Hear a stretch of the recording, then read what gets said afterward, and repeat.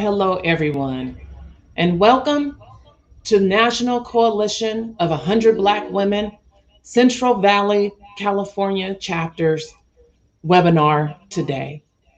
On behalf of our president, Madam Ruth Claybrooks, we realize that you have come because you want to be controlled in your finances. You realize that being in control of your finances is a great way to relieve stress. So we hope that you've come ready to learn and embrace new challenges. Now, there's a few housekeeping rules. Please be ensured that you mute your mic. We have moderators that may pop in from time to time to answer questions. And then we'll be asked to please utilize the chat room. So we're going to start that utilization of the chat room and let's see how well you do. So this is going to be a little contest here. And so the first person to answer all of the questions correctly, so there's 4 questions, and we're just going to lay the foundation for today. So the first person to answer all 4 correct will win.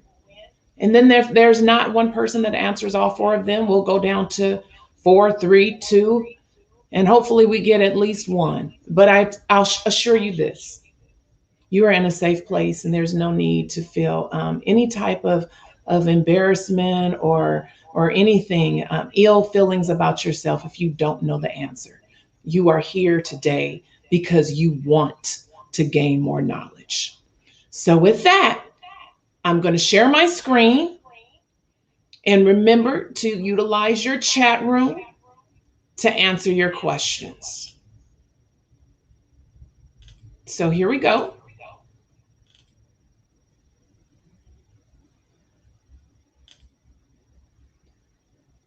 Now,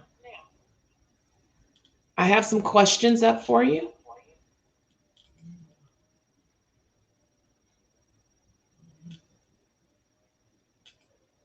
I'm having a little technical difficulties. 1 second, please. But these questions are definitely going to help you with learning how to navigate your credit. So here we go. It's downloading and your screen will appear in just 1 second. And so financial wellness is the state of living, right? And so I have 4 questions for you.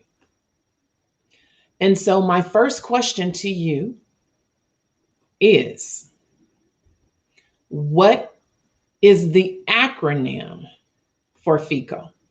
For FICO, excuse me. What is the acronym for FICO? A, Financial Information Credit Organization. B, Financial Information Credit Agency. C, Fair Isaac Corporation. D, Fair Isaac Credit Organization. So I'm going to give you just a few seconds to come up with that answer. Okay, so you should have that answer in the chat. Now, the next question is, a credit score of 600 is better than poor, but less than good. True or false? A credit score of 600 is better than poor, but less than good. True or false?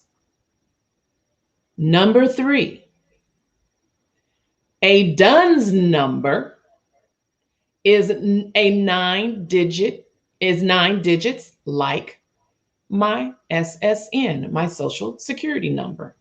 A DUNS number is 9 digits like my SSN. True or false?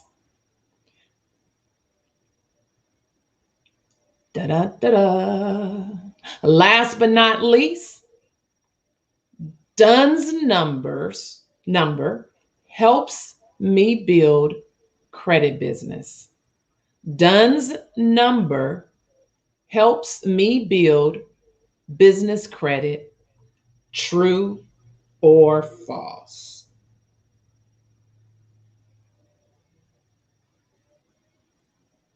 Okay, so I hope you've entered that into the chat. We're going to close this now, and I'm going to stop sharing my screen.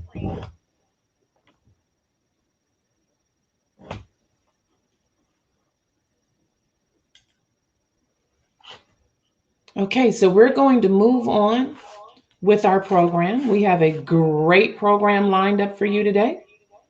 And next on our program, we have some beautiful ladies that will be speaking with you today.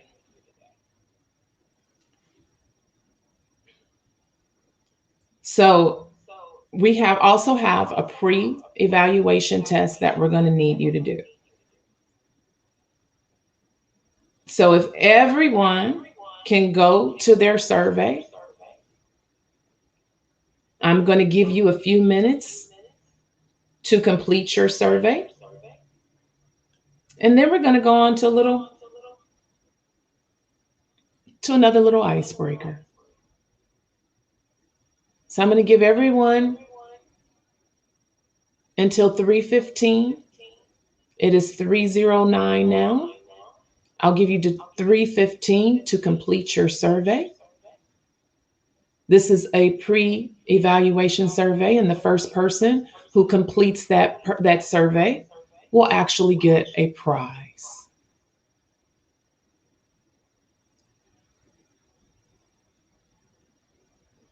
So please check your emails for those surveys if you have not already downloaded it. Please go snatch that survey up, that pre-evaluation survey. And remember, there's no wrong or right answers. This is just a tool to measure where you are.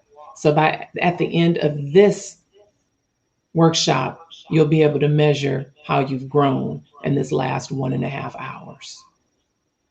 So please finish that survey, the first one in. We have some awesome giveaways today.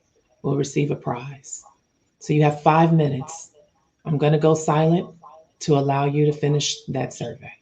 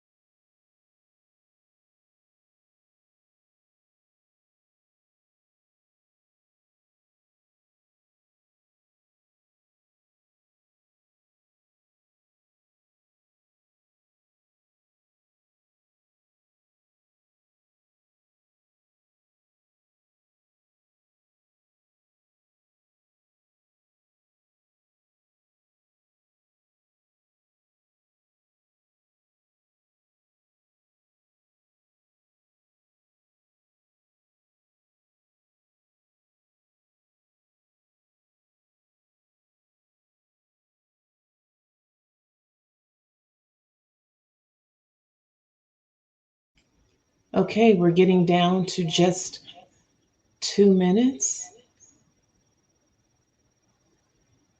And we do have a winner. And when we resume, I'll tell you who the winner is.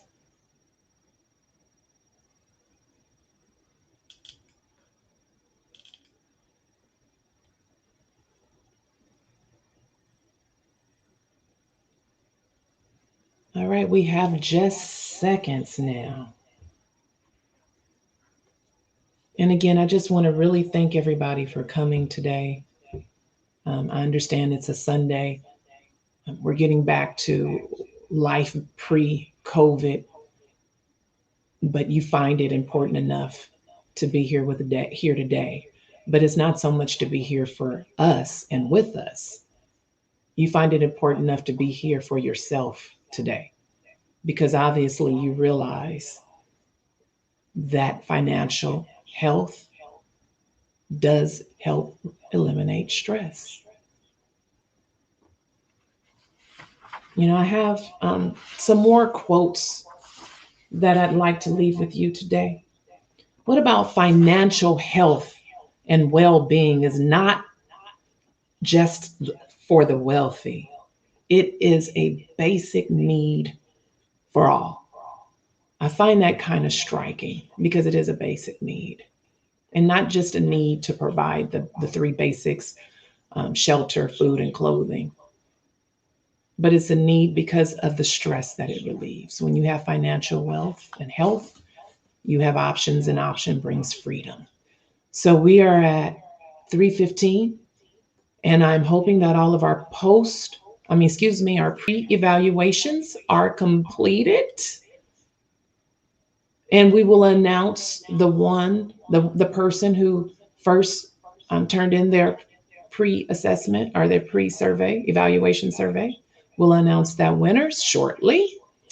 But first, I want to announce the winner of our little brain teaser, we'll call it. And so let's go over the questions again. I won't share the screen. I'll just read them really quick. And then I'll announce the winner who did receive a really good score. And so what is the acronym for FICO? So the acronym for FICO is actually Fair Isaac Corporation. And it was founded in the 1800s. And it was founded by one person. And so how is that as an example of turning your passion into a purpose, as one of our members says? If he can do it, you can do it.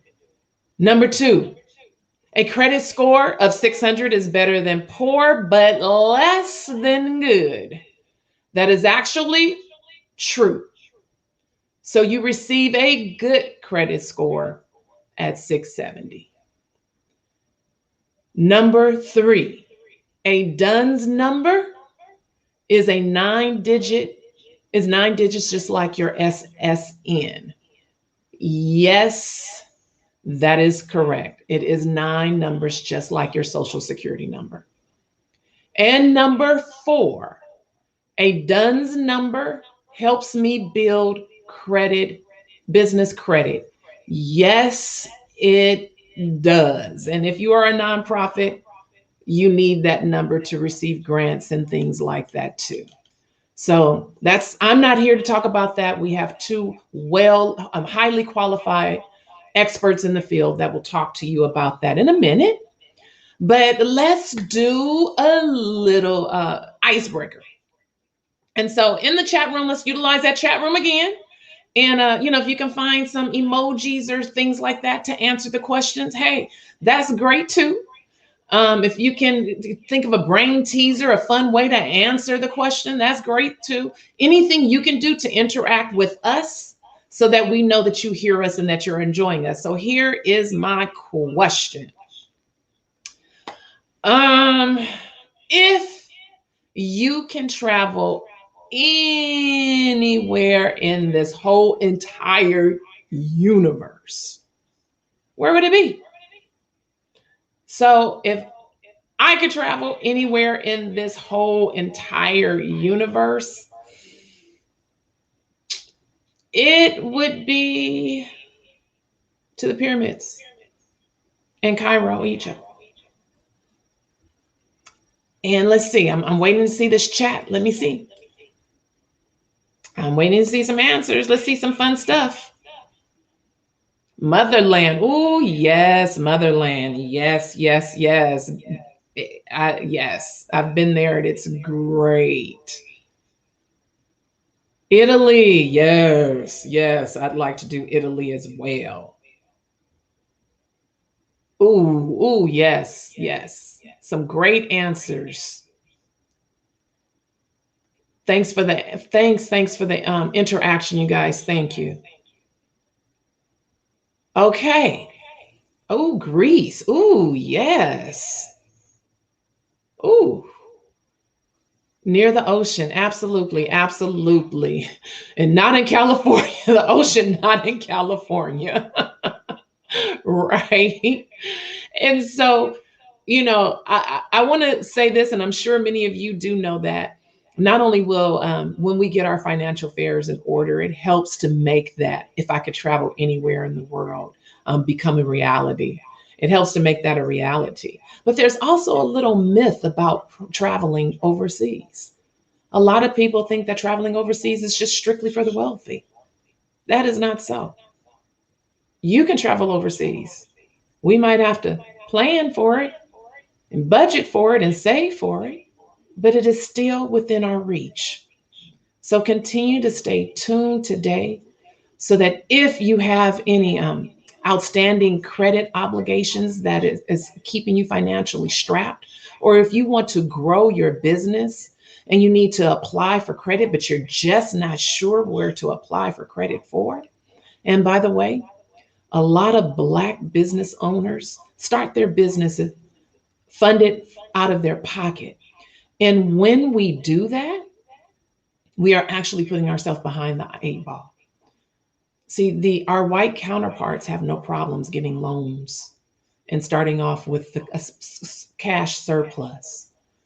So stay tuned so that you can learn how to get that financial freedom and go to Africa or Greece or Italy or to an ocean that's not in California so that you can take that dream trip and live life. All right. So next, I'm going to bring up our first moderator. Excuse me, our first speaker. We have two awesome, awesome, awesome speakers. And so the first speaker is actually one of my sisters from the National Coalition of 100 Black Women Central Valley chapter, Melissa Barrett. And I want to read her bio to you. Melissa Barrett is the vice president at Visa Incorporation, working to create products that address fraud and risk through the use of data and artificial intelligence. A member of Visa's Black Executive Council and a sponsor of Visa Black Employees Resource Group, she is also advocating to ensure support of diversity, equity, and inclusion. Prior to Visa, she held a position at retail banking at Wells Fargo and a variety of management positions at Citibank. She holds a degree in business administration from the University of Phoenix. Melissa currently serves on the executive committee for San Francisco-based Balance, a nonprofit dedicated to empowering generations through financial coaching, counseling, and fitness. She has served on the board of directors for the American Bankruptcy Institute and has been an advisory council member for the National Foundation of Credit Counseling. Recently, she launched a new weekly podcast titled The Jolly Podcast, which highlights people doing work to bridge diversity, equity, and inclusion with social impact. She is also a member of National Coalition 100 Black Women, serving as the second vice president of fund development. So please, ladies, be ready to enjoy a wealth of knowledge that author and financial coach Melissa Barrett has to share with you. Welcome, Melissa. Thank you, Kelly. That was awesome. I am really excited to be here. And I know we probably have young and old alike on the phone. So I want to dig in and get into the importance of consumer credit. I know my counterpart, who you're going to bring up later, is going to talk about business credit. But I wanted to really start a little bit broader today, just to talk a little bit about why credit is important. So today, I just want to welcome you to the conversation. I am so excited that you joined us today. And a big shout out to Madam President Ruth Claybrook and the rest of the NCBW Central Valley chapter. So welcome. So why don't we get started? So when we start talking about the importance of consumer credit, I think people automatically just dive into a consumer credit score. And I really want to talk about why it's so important, at the beginning of the day. So when we start talking about consumer credit, the real thing that we're talking about is the ease of access to consumer credit.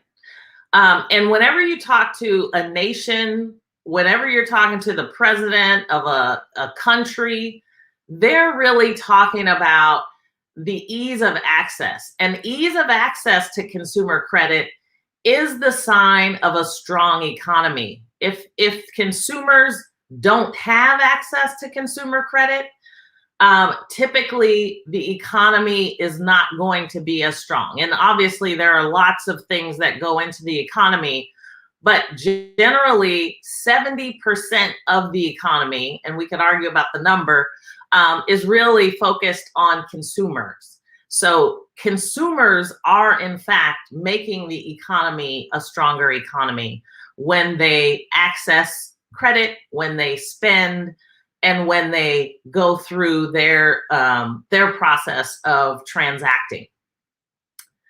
So what does that mean? And I know we're here for the National Coalition of 100 Black Women, so I want to just focus for a moment on the percentages of households and what that looks like by race. We really are talking about minimizing the wealth gap. So in most cases, Blacks have, probably 10 times less wealth than whites. 7 to 10 times less.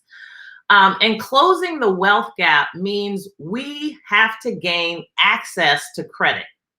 So when we're talking about the percentages of households who are millionaires, white families up at 15%, Black and Hispanic families at 2 to 3%. That makes a difference generationally, continuing as we go.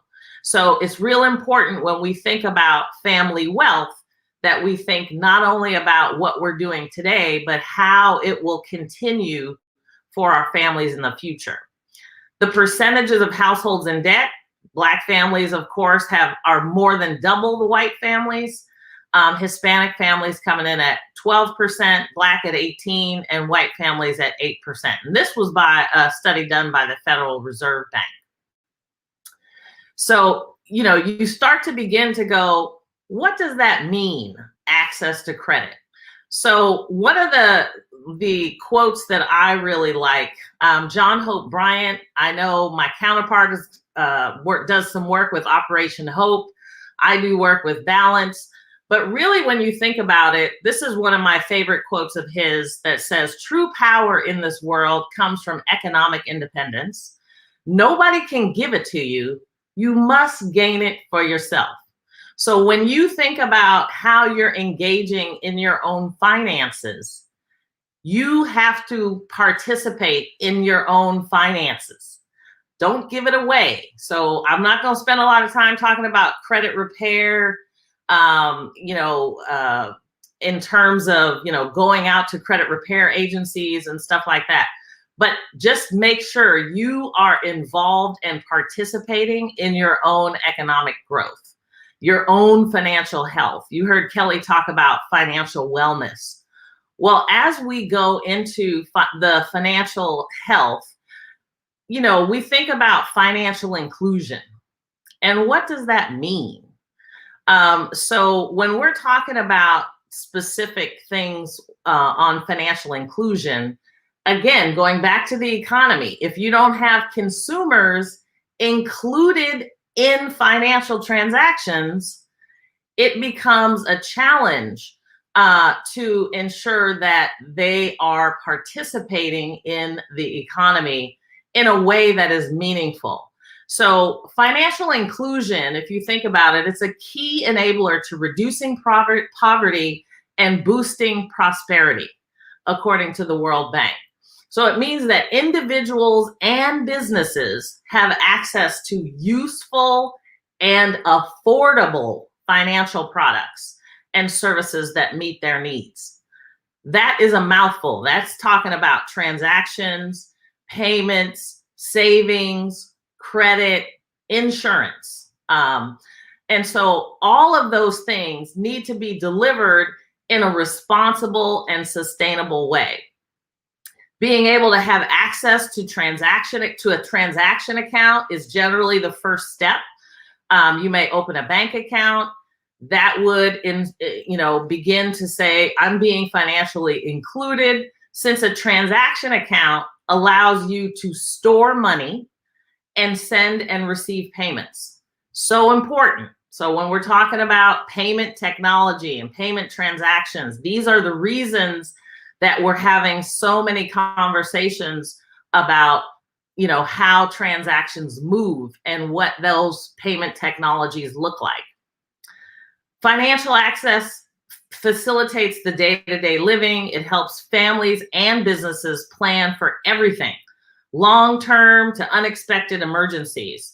And so people who use other financial services, credit and maybe insurance, for example, they're more likely to start and expand businesses, invest in education or wealth or health, manage their risk, and they become more resilient in making sure that they can manage financial shocks that are going on in the economy. So it greatly improves your overall quality of life, right? So, and certainly when we talk about diversity, equity, and inclusion, why is it so important? Because there's been a lack of financial inclusion.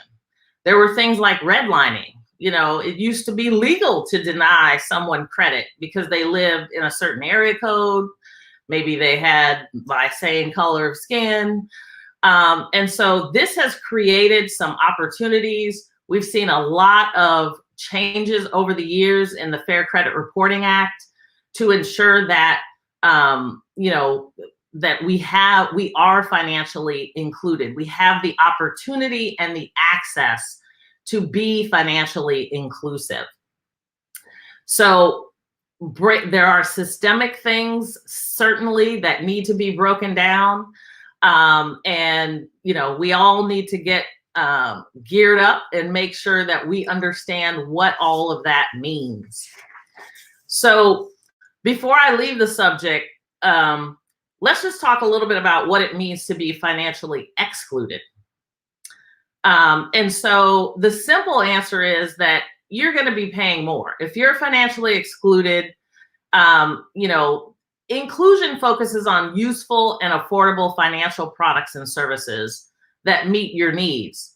So you will definitely spend more. You might be boxed into high paying interest, high fees.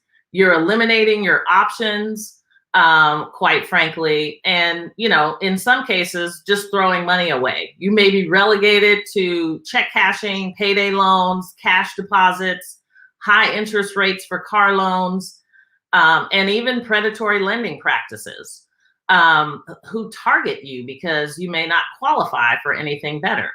So it can impact generations to follow.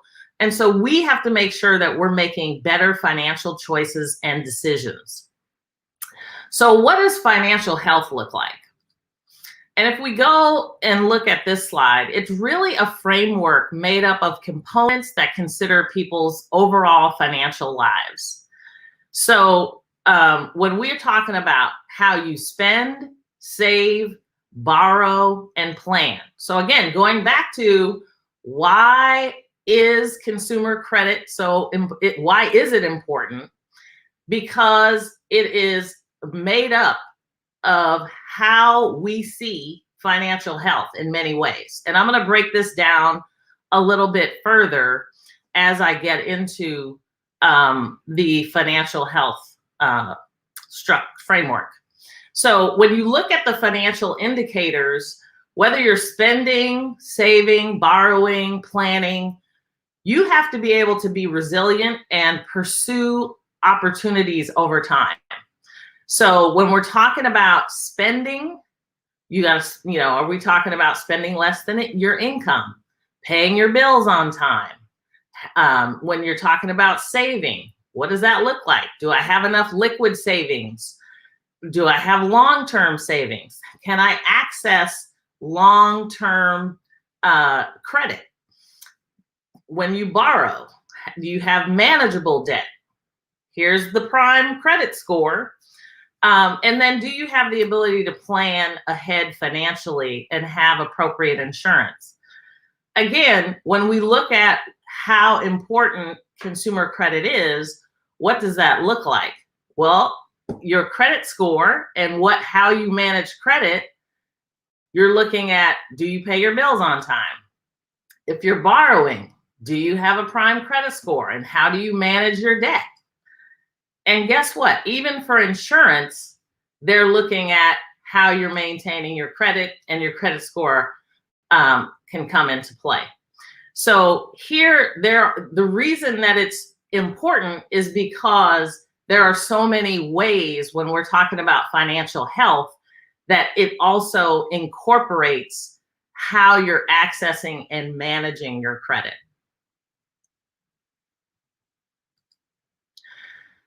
So what is credit? And I can't wait to hear you guys, because I figure I will ask for those of you in the chat. Does somebody want to tell me what they think credit is? Anybody? Talk about what is credit?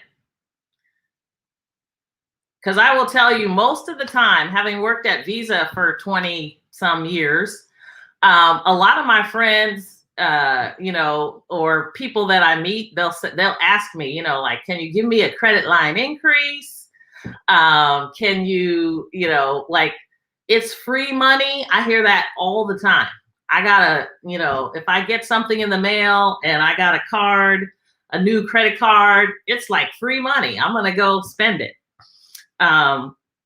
So when you think about credit, what is it?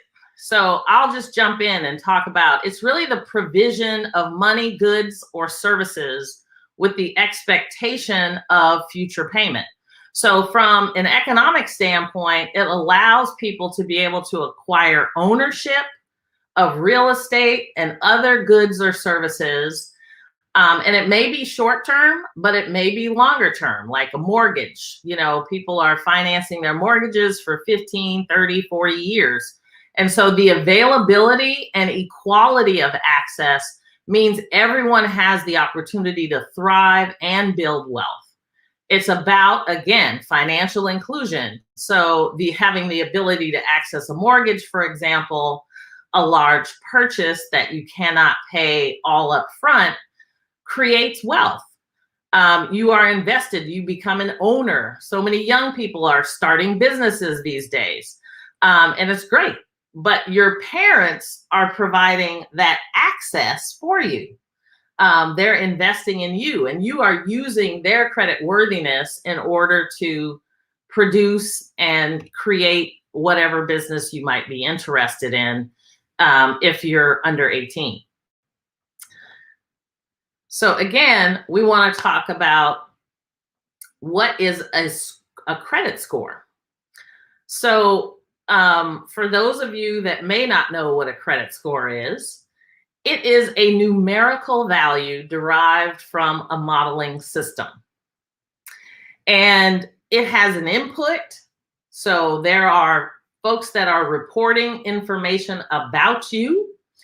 It is taking that information, processing that information, and creating an output that is used for a business purpose. So it's generally used to predict the likelihood of default or your credit worthiness, and it's used to differentiate high-risk borrowers from lower risk ones. So if you're a higher risk, you typically are going to pay more. If you're a lower risk, you're going to get affordable products, and you have the ability to use the difference in that money in more efficient ways. If you know, for example, how many of you have checked your credit score in the last 90 days? If you have, go ahead and type the word yes in the chat. You don't need to tell me what your score is, but if you have checked your credit score in the last 90 days, go ahead and type yes in the chat. And I hope everyone has checked their credit score lately.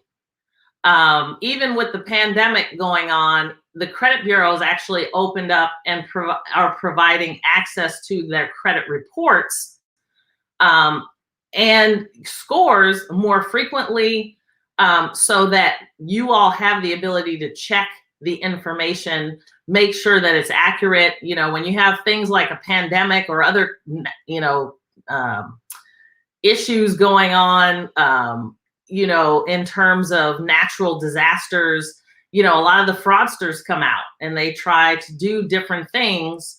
But essentially, you want to make sure that you're checking to make sure that your information is correct and accurate. So I would encourage all of you to definitely do that. The availability and equality of access means everyone has the opportunity to thrive and build wealth. And so, you know, what are the factors that affect your score? I'm sure that's one of the first things that people are talking about. So, and here you really think, when you're looking at how much do you owe? 30% of your score is based on what the amounts owed are. Payments history, your payment history, and the length of your credit history. That makes up 80% of your score. And I'm talking about a FICO score right now. We're going to talk about another score in a minute. But there are, just so you know, there are lots of scores out there. Every financial institution, in some cases, they're creating their own scores, but they're pulling in information from the credit bureaus.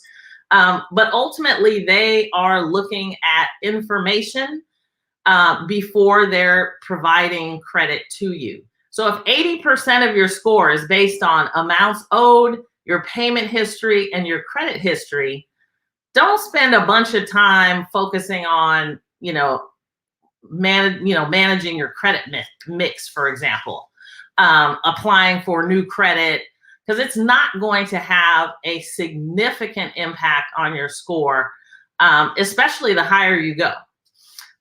So you want to make sure that you understand what this means. From a payment history perspective, you want to make sure that you're making your payments on time.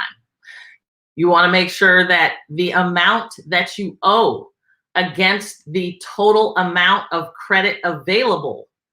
Ideally, you want your utilization to be under 30%. It used to be 50%. It's much more favorable if you're under 30%. If you're managing your credit history, you want to make sure you're managing to what your credit history is, and then make sure that you're only applying for credit when you need it. A lot of times you used to walk into retail stores and they'd say, "Oh, do you want to open a new account?" Don't open a new account if you don't need a new account. So I'm just saying. So what's a good credit score? There are lots of scores out there. Typically, most financial institutions and a lot of folks, typically when they're making a business decision, many use FICO scores as their kind of their base. They may use other scores as well, but FICO is kind of one of those standard scores. It is the oldest score, and typically you are going to look for a good score, and ideally you have a score of, it'd be great if you had a 740 or above. If you look at the FICO score, good is 670. But if you look at the Vantage score, good is 661, right?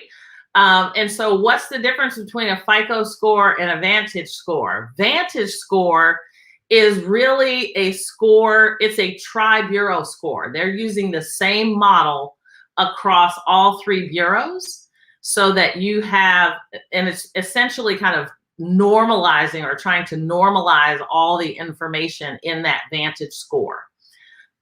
So you want to make sure that when you're looking at your scores, you know which score you're talking about, because typically when you're engaged with the credit bureau, they're going to let you see your Vantage score.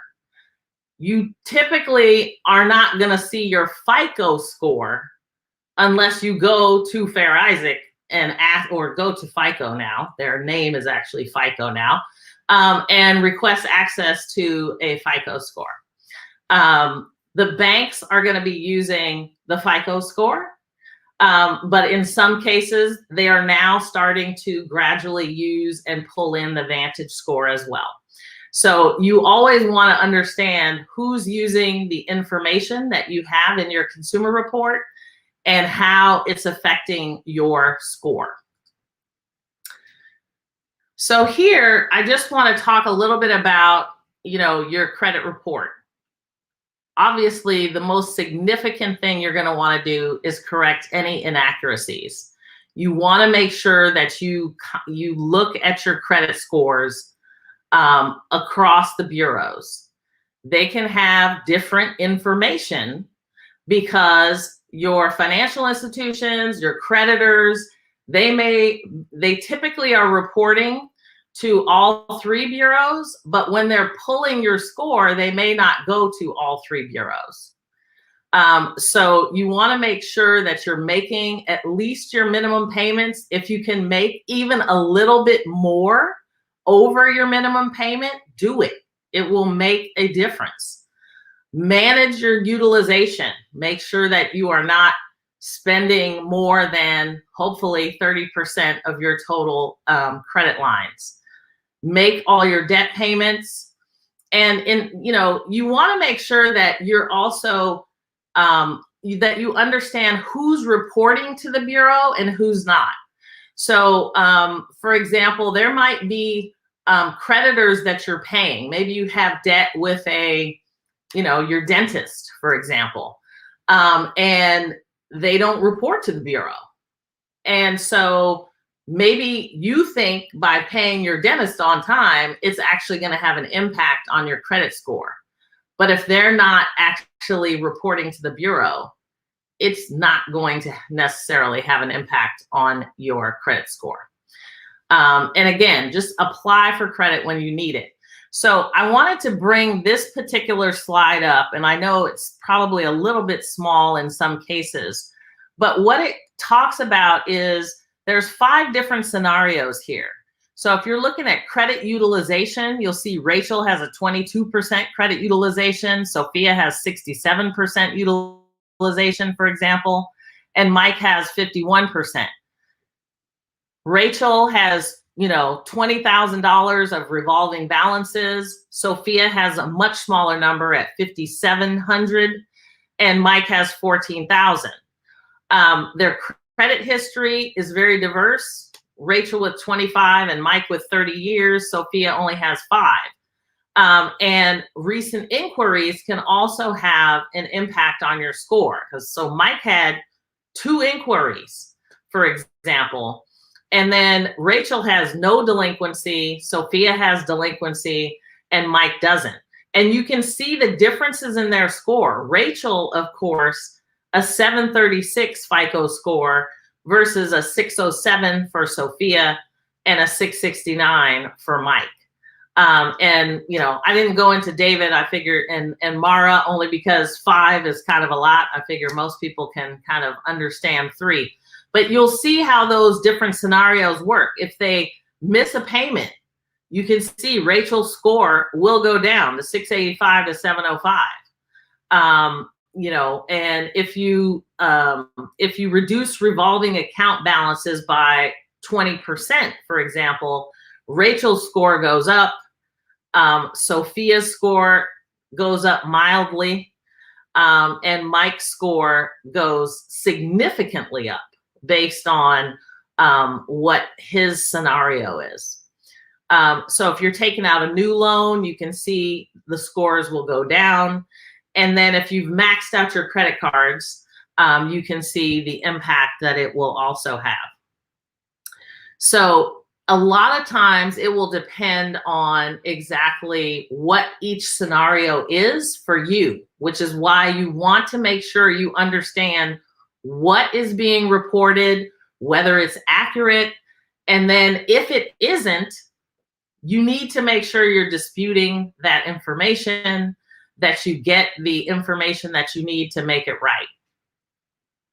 So I'm going to stop there on the score for now.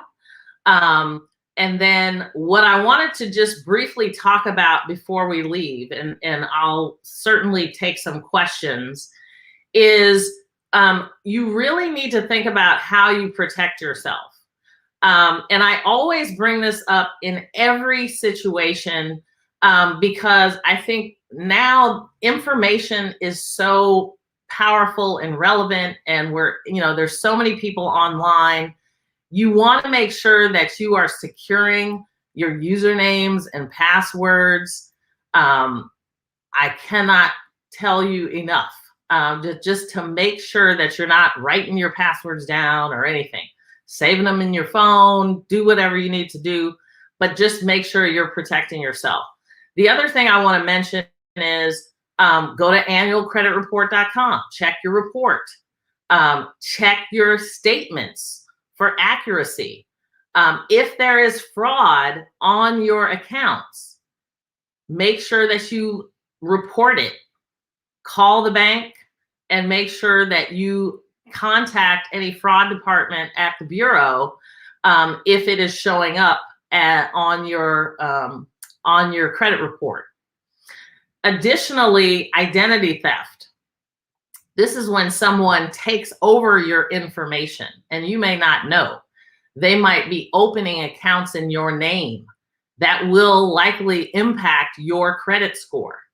So if that is the case, I always want to make sure that you know you can go to consumer.ftc.gov and file a report so that you obviously get them involved in making sure that they understand that you have been a victim of identity theft.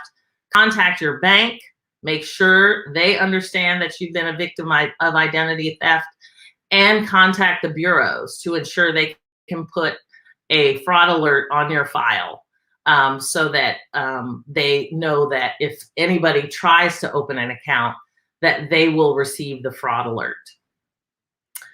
So with that, I am going to turn it back over to Kelly. You can certainly reach out to me for more information.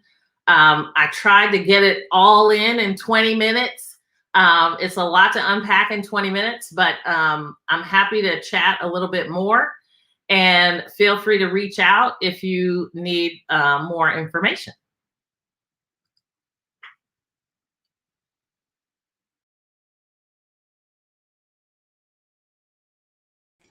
Thank you, Melissa. That was awesome. And I learned a lot with that too. And wow, inclusion, right?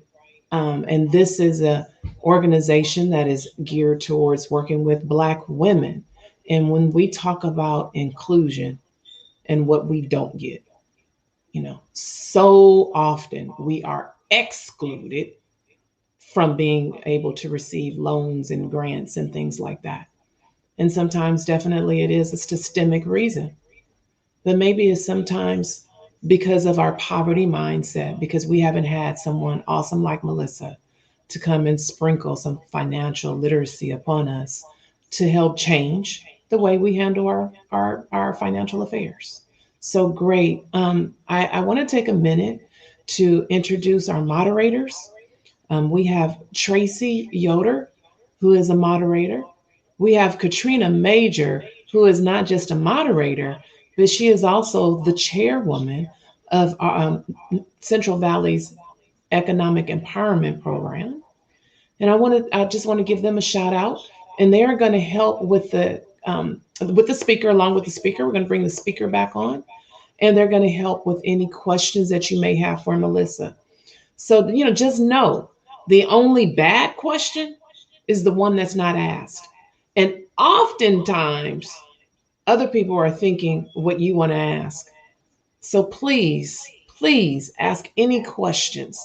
And I also want to ask anybody that has completed the pre evaluation test, type the number 1 in the chat room. If you have completed the pre evaluation test, please type the number 1 in the chat.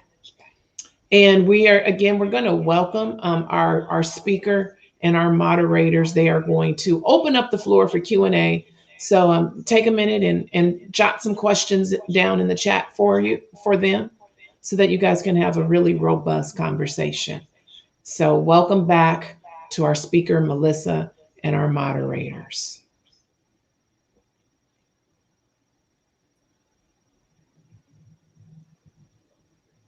Welcome back, and thank you so much, Melissa. That was awesome.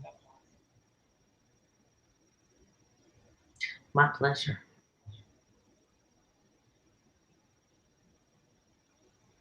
Here I am.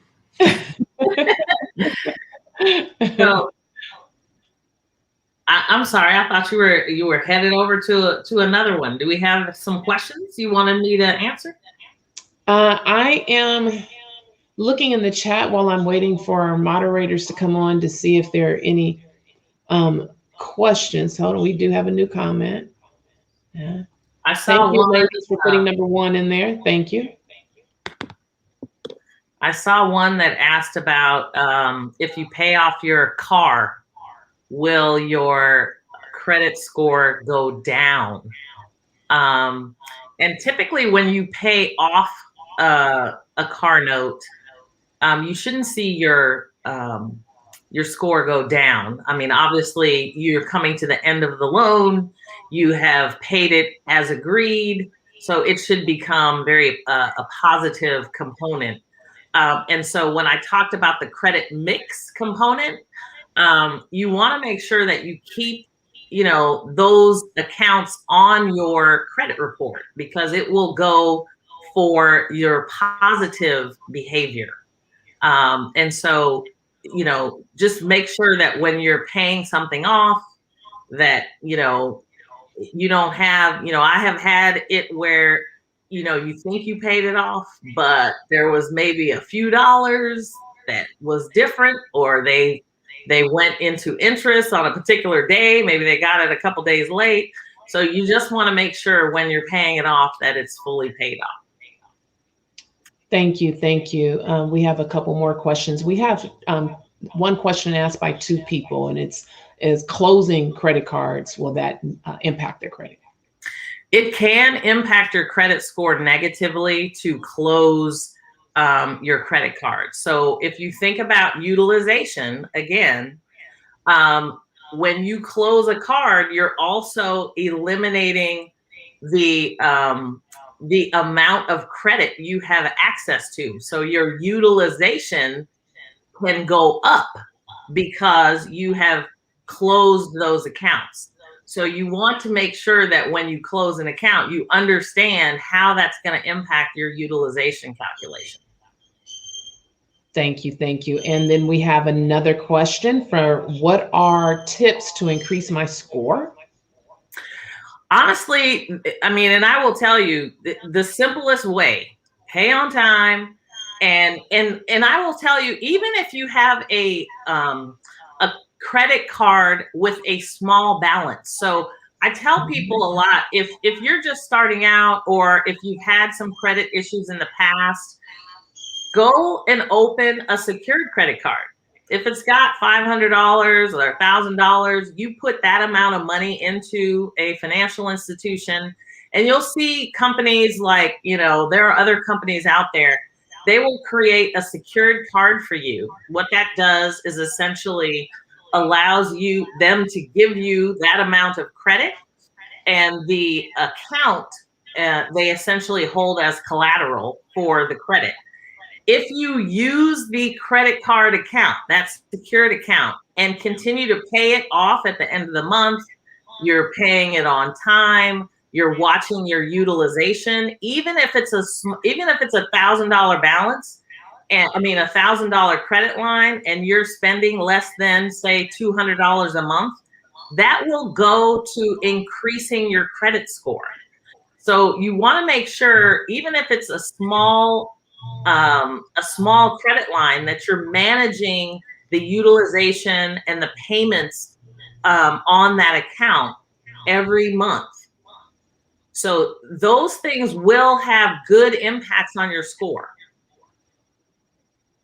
Thank you. Thank you, Melissa. And unfortunately, we do have some more questions. Melissa, you may want to take a look in the chat room and perhaps answer them directly. Unfortunately, we have to end this Q&A so that we can bring our next speaker on. So thank you, thank you, thank you. And so let Light, I'm looking for your first name. I'm sorry, Lightfoot, you did win a $25 gift card, and we'll get that to you, Ariel, Miss Ariel Lightfoot. Thank you. So now I'm going to bring on our next speaker. So for anyone that is wondering, how do I increase my business credit? Well, Miss Micah Coleman is an author, entrepreneur, educator, and real estate investor. She began her journey 15 years ago as a mobile notary and a real estate agent, and later a real estate investor. She is dedicated to empowering and educating entrepreneurs to pursue their dreams. Micah is the founder of Health Financial Futures Incorporated, a financial consulting and investment firm. Health Financial Futures offers products and services that equip clients with skills to make smart financial decisions and action plans to acquire effortless cash flow through real estate investing. As a dynamic speaker, Micah challenges individuals to think outside of the box. She operates by these principles to educate, inspire, and empower individuals to take control of their destiny and finances. Author of an Amazon #1 bestseller, The Entrepreneur's Guide to Building Business Credit. 7 steps to access more cash and maximize your profits. She is affectionately referred to as the business credit expert and coach. Micah is an active member of several nonprofit organizations throughout Sacramento and Bay Area. Environmental Director, NAACP Sacramento Chapter, Board Member at CAP Foundation, Financial Consultant, Operation Hope, Advisory Board Committee for Young Professionals. Giving back is my mission. I've had the privilege to work with individuals across every economic status, and we all have something in common: the lack of our too little information about the financial freedom home ownership can bring. Buying a home is the first step to real estate investing. My mission is to help build healthy, positive communities in order to promote economic growth. I am committed to educating individuals to leverage their buying power by investing in themselves. It is my belief that collectively we can make strides to build stronger neighborhood foundations. So I would like to welcome Ms. Micah Coleman. Thank you. Hi, Kelly.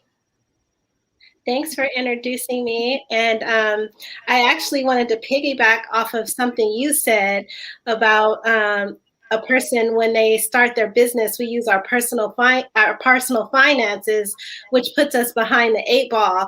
So before I get started into my presentation, I know that every time I tell my personal story, that I always touch somebody, because I do have a lot of knowledge to share, but I'm just going to give a little background about me. And what I did was I actually started buying houses across the United States in my early 20s.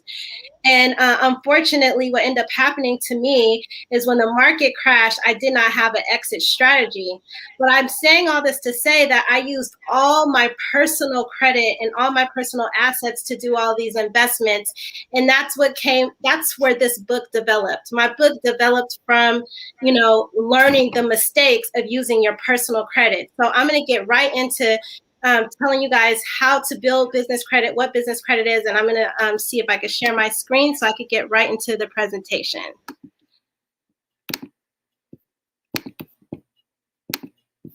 So can everybody see it? Can you guys see it? Hello? Can you guys see it? I can't see anybody. Hello?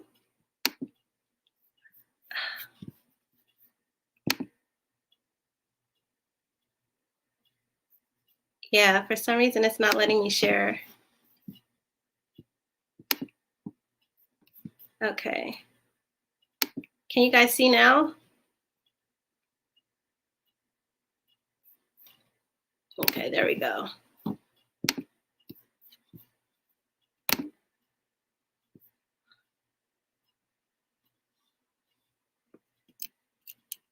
Okay, for some reason, wait a minute.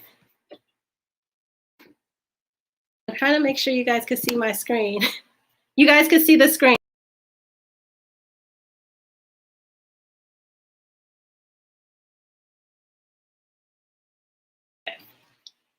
Perfect. I'm gonna look down on my phone just in case you guys miss it. So basically,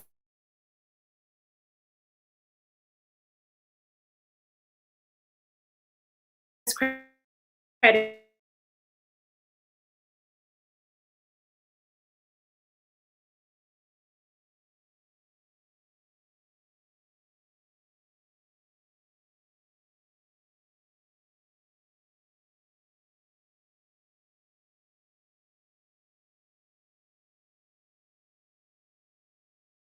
out in its own credit history, okay? And so with an established credit profile and score, your business will then qualify for greater credit. Now, I know everybody on here, I don't know who's actually watching this, but everybody I'm quite sure is aware of the EIDL loans, the P.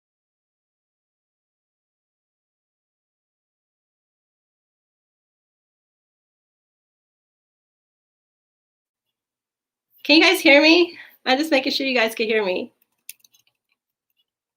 Can you guys hear me? Hello? I'm just making sure you guys can hear me. Anybody? Okay, I'm just gonna keep going.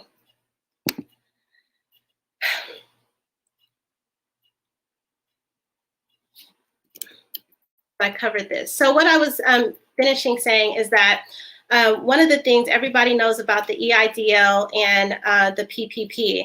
And what I want to talk about is why business credit is important, because people that were applying for EIDLs, you could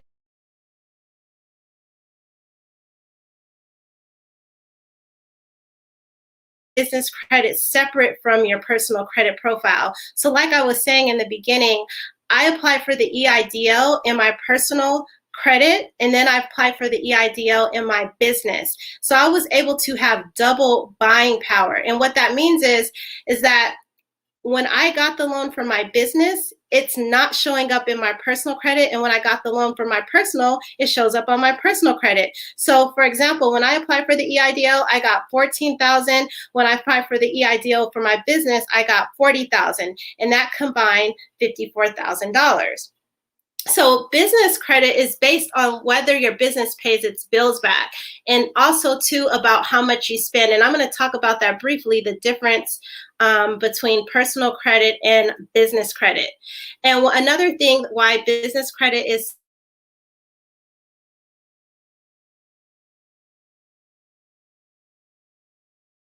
than your personal credit. So let me go into why that is. So let's talk about the difference between your personal credit and your business credit.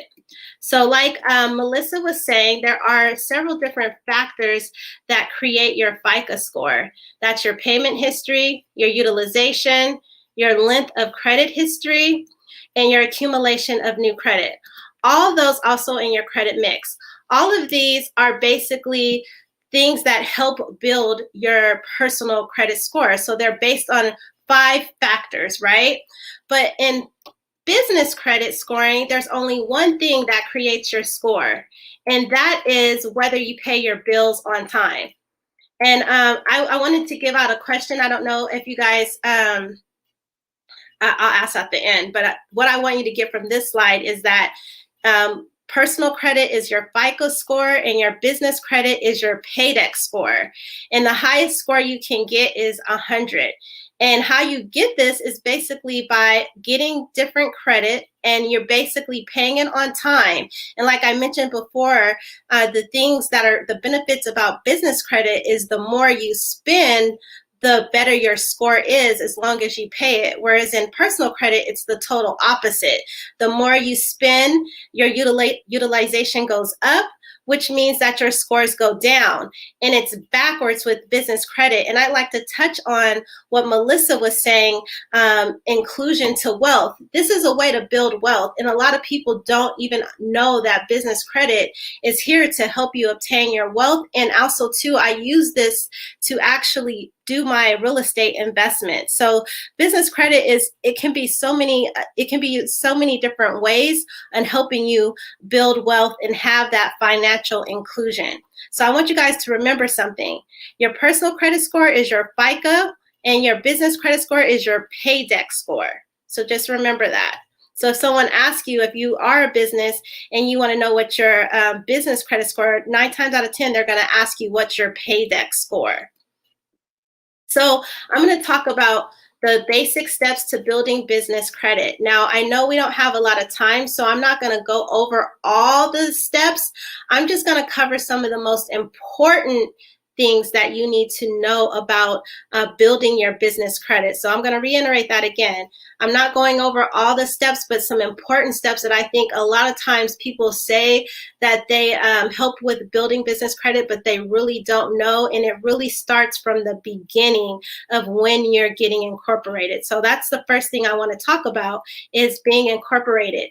You can build business credit with almost any corporate entity, but if you truly want to separate your business credit from your personal credit, your business must be separated. It must have a separate legal entity. So it can't be a sole proprietor or a partnership, okay? And a lot of people get that. Now, I know all these people that are applying for these loans, I've helped so many people get loans, and I guarantee you half of us know about EIN numbers and corporations now, I'm for sure, even though I've been speaking about this for years. But one of the things I do want to say is that you can be a sole proprietor and get a separate EIN number, but you're technically not going to build business credit. That credit will still fall underneath your personal credit. So I just want to make it clear. A lot of times people say, well, how do I start building business credit? Or what do I need to do? Well, this is the first step to having or building business credit is actually having a corporate entity. And so these are the 3 entities that you can utilize to start building your business credit. The first one is a LLC, which is a limited liability company. And you can actually file this as an S Corp, or you can just file it as an LLC. Now, some people may be asking, okay, what's the difference between an LLC, a S Corp, and a C Corp? Well, the LLC, like I said, you can actually file it as a S Corp, but a lot of times people sometimes use LLCs if they have partnerships. So they'll have the corporation and then they'll split the profit and loss 50-50. So that's why some people utilize LLCs. Now, if you were in California, sometimes before, probably about 5 or 6 years ago, LLCs were cheaper to file than S corporations, okay?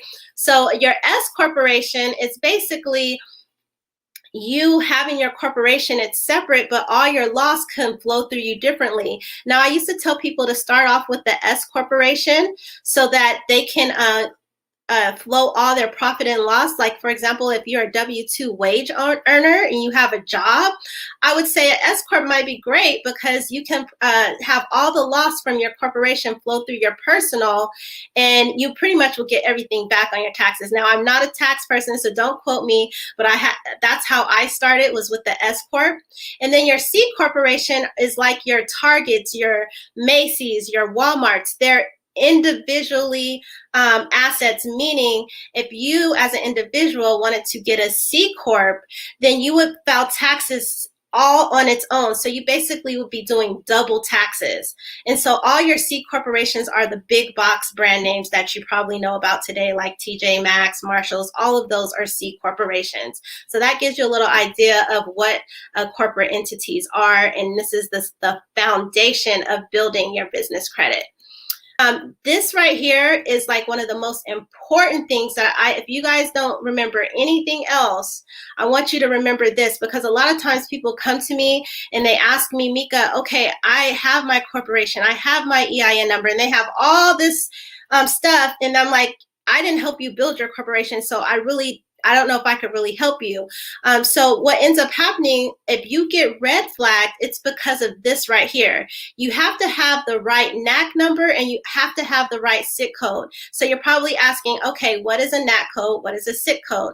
Your NAC code is the North American Industry Classification System. And basically this is used federally for statistic agencies to classify your business. And your SIC code is basically the type of company you have. Now, let me tell you guys this. If you guys don't get anything else, get this down. Here's the website. Now, I don't know what kind of business that you're in or what type of business you're thinking about starting, but before you start, I want you to go to this website, search. It has the SIC code and the NAC code. I want you to search the type of business that you want, and it's going to bring up a code. And I want you to then take that code and then look up the top 10 red flag NAC codes. And the reason why I want you to do this is because this is the main reason Melissa was talking about financial exclusion. This is how they exclude us from getting loans, is because when we go to the bank or we try to use alternative business loans, we don't know these codes. So what do? They ask us, oh, what business you're in? Oh, I have a restaurant, or I have apparel. Well, if you tell them, then they're going to take what you tell them, and then they're going to put the NAC code or the SIC code in there. And I'm going to tell you right now, restaurants, real estate, apparel, hair, all the major ones that would probably exclude us from getting loans are high risk. So I always tell my restaurant owners, you're a manufacturing company because you're manufacturing food, okay? You're not a restaurant, because if you go to the bank and tell someone, oh, I'm opening up a restaurant, where they're going to give you the NAC code for restaurant, and guess what? You're automatically going to get denied, because restaurants is one of the high risk NAC codes. So these are the codes that they classify you across the board when you're going to the bank in every a legal entity or legal lending institution. They need to know this. So I always tell people, even before you even start your corporation or before you start putting the information on your statement of information, go here first and find a NAC and a SIC code that isn't high risk. The next thing is, everybody should know about this right now, because, man, when I tell you, people are like, I'm so glad you told me to get my EIN number like 5 years ago, because all these loans is asking for this, right? All the business loans. Everybody I know that had their corporation set up and their EIN got $40,000 or more. So your EIN number is just like a social security number, but it's for your business. So, it's a tax ID number that's issued to open up your bank account as well. And this is another factor to building your business credit profile. The next thing I want to talk about is a business address. I think it's very important. Now, if you're a small company and you're a small entrepreneur, you don't necessarily have to have an address as a brick and mortar, but I think big, and I invest in real estate. So I always think about, okay, what do I want my company to look like further along? So when I set up my corporation, I had an address that had a brick and mortar. I did not use my personal address because some of the lenders will deny you just on that alone. So I always tell people, first of all, do not do a P.O. box and do not do a UPS address. And if you can help it, do not use your home address. You guys will not believe how much money I've got. There's so many grants out there. And you know what? Just because my business address is different from my personal address, they always think I'm a legitimate business, but I literally operate my business from my home. So when you ask me, okay, what does a brick and mortar building look like? It looks like a virtual office. Like, you know, there's Regis. That's the only one I could think off the top of my head, but I would suggest using one of those. I know if you're in Sacramento or Stockton, they have some mom and pops where they're brick and mortar and they're in commercial buildings, but it's a mailbox. So if they were to actually look for that address, it looks like it's a commercial building with several offices. That's what I have for my business address. So like I said, some lenders will not approve or fund you based on this criteria alone. The next thing is everybody should know about a phone number. It is so easy to set up phone numbers. You could do Google Voice. You can do eVoice. There's so many 1-800 numbers that you can utilize these days that come directly to your actual phone number. I always had a 1-800 number, but it always comes personally directly to my phone. But it makes me look like a bigger organization than what I am. So I always tell people, get a virtual phone number. Don't give them out your personal phone number. The next thing is, I think everybody should have this. Everybody should have some, what I call real estate on the web, right? And I always tell people, because I'm so technically challenged, like they need to, they have websites now for me that I call them building websites for 2-year-olds. So I basically tell people, you don't have to have this elaborate website, but have something on the website that just gives them a little bit about your company. And the only reason why I say this is because if you're really trying to get some real money, they're going to see how well you're set up, like how you look legitimately outside of whatever you show them on your profit and loss statement, right? So I always tell people, have some real estate on the web. The next thing is, as you guys know, I know some of you guys on here probably have applied for these PPPs or these EIDLs, and I don't know about you guys, but I've been helping so many people apply for them and get them. And, you know, the number one thing they're asking is, when did your bank account? And they want bank statements. You know why? Because your business banking history is vital to your future to success for securing loans.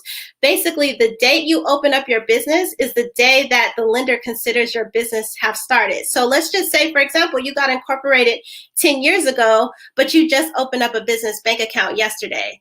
Then your business just started yesterday. So I always tell individuals, there's 4 things that you need to do if you're going to build your business credit correctly. That's going to ensure you funding. 1, get a corporation. Number 2, check the NAC and SIC code for your corporation before you even file your statement information. And I know some of this is maybe over your head, but this is all the documentation that you're going to need to give to the bank, right? And then 3, you have to have an EIN number. Once you have those 3 things, I say go open up your bank account immediately. Because even if you're not starting business, a lot of people come to me. I've been an entrepreneur the most of my life. I said, if you have a job, your job is your investor, okay? Go and open up a business bank account while you're on your job so you can have an exit strategy out of it. You see what I'm saying? So I always tell it, once again, it goes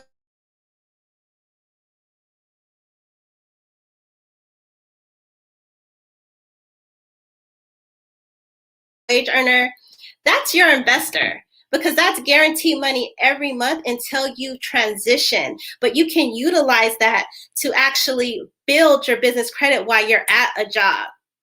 So the longer your business banking history, the better your borrowing potential will be. The next thing I want to talk about is your Dun & Bradstreet number. Now, a lot of people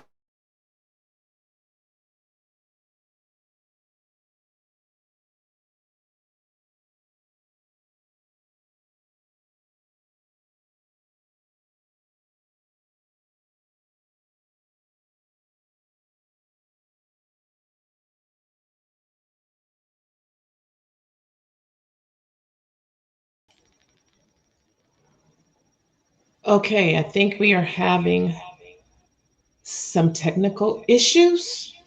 And so if Micah comes back, then we'll get back to her so that she can close out. correctly. But in the meantime, while we're waiting for her to get back, let's give her a few minutes. I want to encourage everybody to please, it's nearing the end of our time, and we do need you to do those post-evaluation tests. So please, check your inboxes. We can't hear you.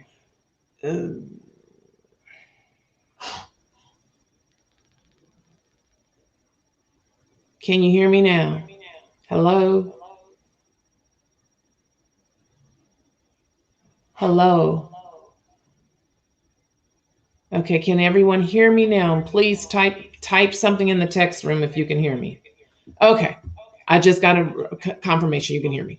So check your emails, go get that post test. Let's finish that post test as we're doing everything else. There's a link right there for your post test. Please, please, please, let's get that done. And while I give you a few minutes to get that done, we're going to multitask here because we definitely want to be a respecter of your time. We're going to multitask. So I am going to ask, we're going to give, first let me say we're going to do another giveaway. One, we're going to spin the wheel, and the next I'm going to ask a simple question.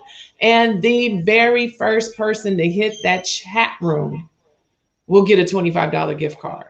So Danielle, we're ready to spin the wheel, and we're going to spin this wheel, and this person is going to receive a book. So Melissa Barrett is an author of Credit for Dummies. And so you're going to receive a book.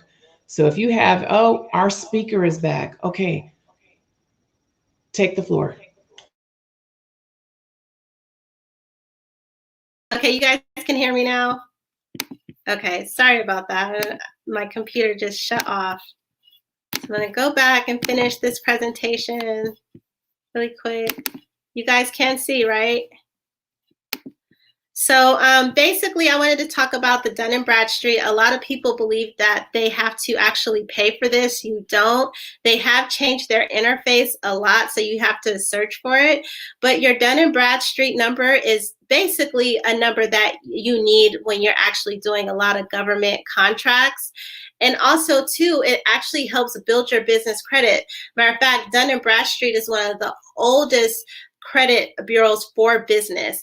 And I just discovered, as some of you guys may know, I serve on the NAACP, and Melissa was talking about financial exclusion. Dun & Bradstreet actually has a law that was passed years ago, basically excluding a lot of African Americans. So basically, once Dun & Bradstreet knows whatever address you're using for your business, they will automatically exclude you, which is very interesting. So that's another thing. I haven't really dived deep into it to learn a lot more about it, but that's what they told me to look up. What it's a patent actually that Dun & Bradstreet actually excludes. They basically redline us when it comes to Dun & Bradstreet. But the good thing about the way society is going, their Experian has jumped on the bandwagon of actually having business bank reports. So Dun & Bradstreet is not the leader in some cases. So that's a good thing in regards to, not only using Dun & Bradstreet, but I will say that a lot of banks go to Dun & Bradstreet first when it comes to basic traditional lending. So one of the things that I wanted to talk about was vendor credit. Like I told you, I was going to talk about how you can start building your business credit today. And I always like to talk about vendor credit because this is the quickest and easiest way to build your business credit. So basically, vendor credit, it extends a line of credit to your business. Sometimes it's net 15, net 30, net 60. And I don't know if you guys recall in the beginning, I said your business credit score is based on how you pay your bills. So I always tell, like, if you have some type of product you're trying to utilize, to use different places like Uline or any vendor credit that would give you a 30 to 60 day. I think that this is like the best way to build like some type of product service, because you literally can have a net 60, get the product, sell them, and make the money to pay them back. And that's what I call leverage. And that's where I call also financial wealth, because you're basically actually using vendor credit to build your business and to pay it back. So I really like you utilizing vendor credit accounts first to build your business credit, and they're also the easiest ways to set up in order to get business credit. So to talk about the accounts to build your business credit, the number one is Amazon, you guys. Now, I don't know anybody else. I don't know anybody that's not using Amazon unless you're under a rock.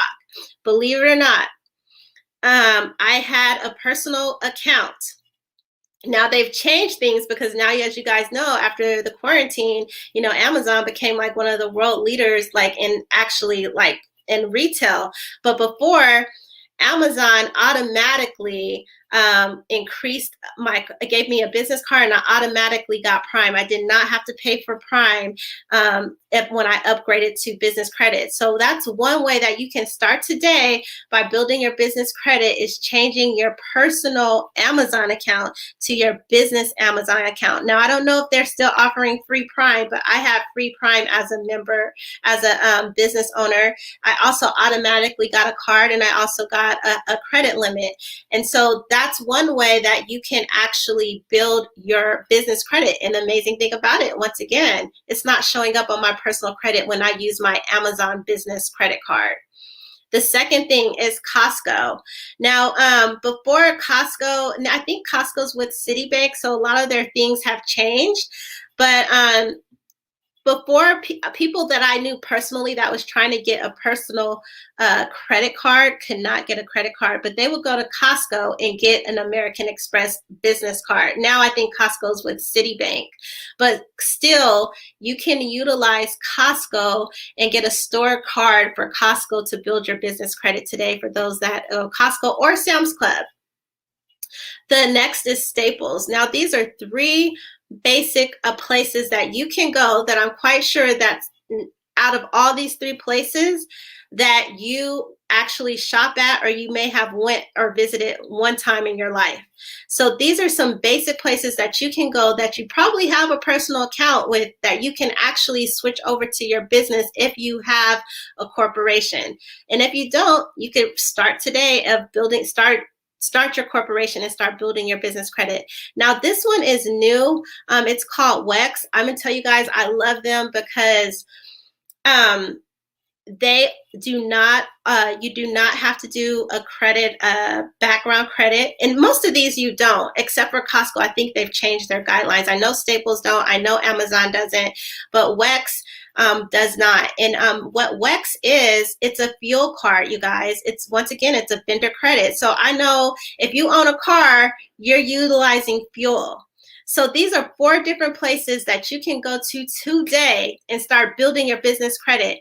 And I'm here to tell you guys, I just don't walk the walk, I talk it. And there's so many people out here trying to sell people these business credit lines when you can build your business credit by your daily walk, period.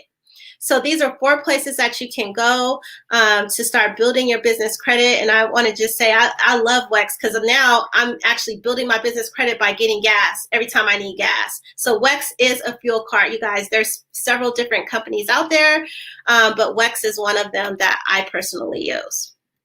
So remember, I was talking about Dun & Bradstreet was the oldest. Now Experian and Equifax are jumping on the bandwagon.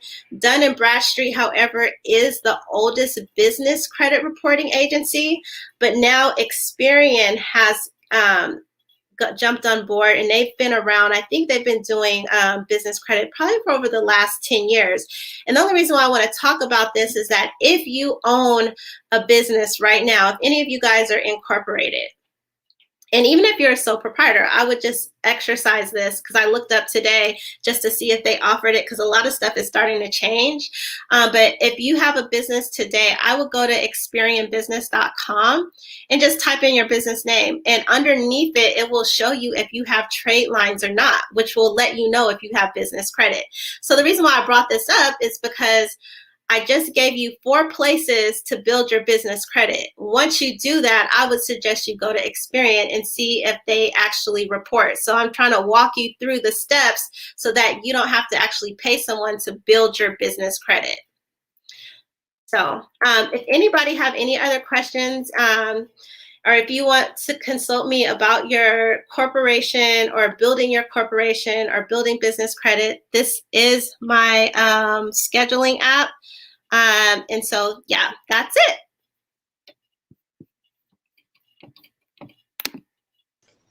Thank you, thank you, thank you so much, Micah. Okay, so we, you know, I don't want to shortchange you, but we will do one question for the sake of time. We'll just do one question, and then I'll ask you, Micah, to please monitor the chat room, or we'll email you some questions, and you can engage in some conversation with some participants. So if I can bring Micah back to the screen, please, and if anyone has any question, we'll take the first question that enters the chat room for Micah.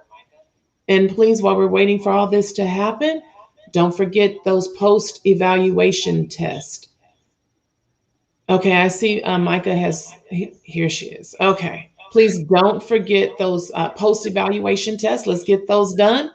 And we will have one question. What's the first question for Micah? Let's do it. She gave us a wealth of knowledge. I'm sure someone has some questions for her.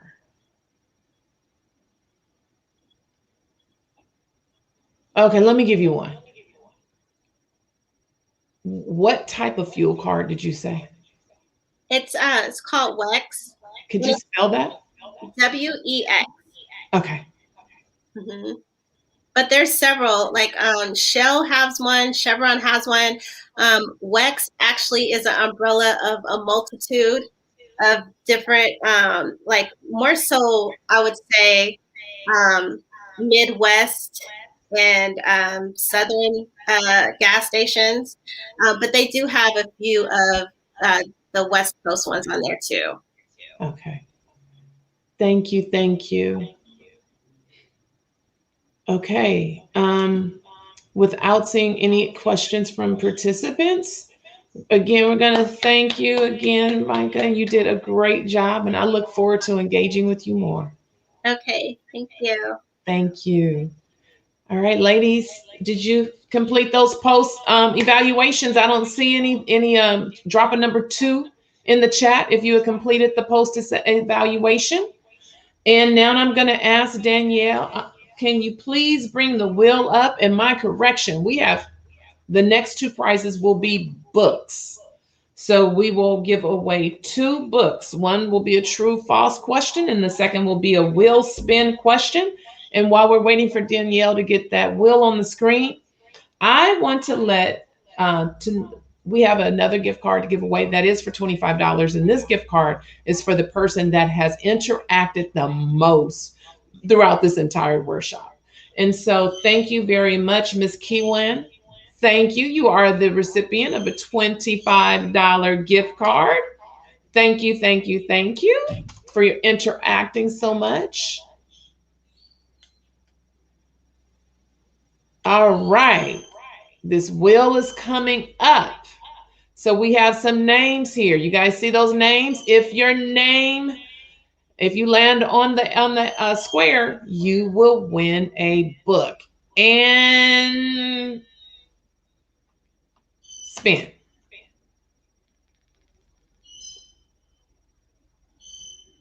Who is it? Who is it? Who is it? Who is it?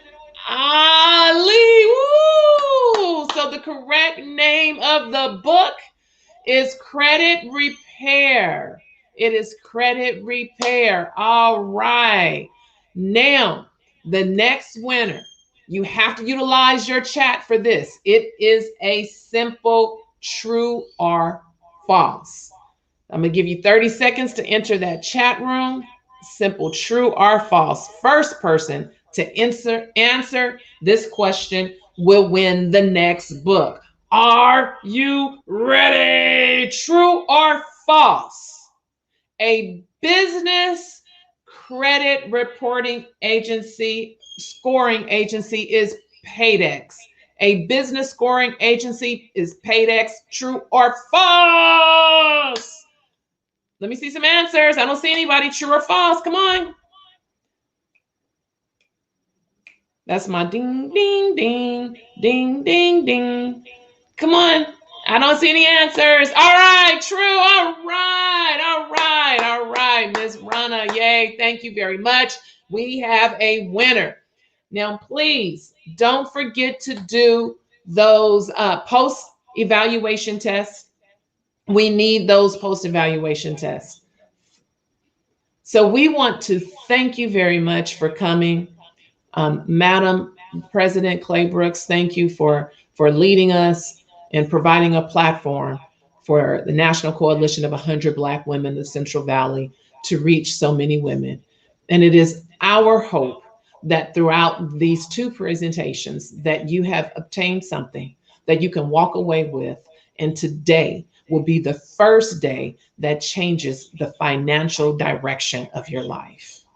Thank you, thank you, thank you for coming. We hope that you come back for our next workshop, and our next workshop will help you prepare for those unexpected things that happen to us in life. How to prepare for unexpected lifestyle events. So we hope to see you in 30 days. In the meantime, be safe, take care. Thank you for your time. Don't forget those post evaluations.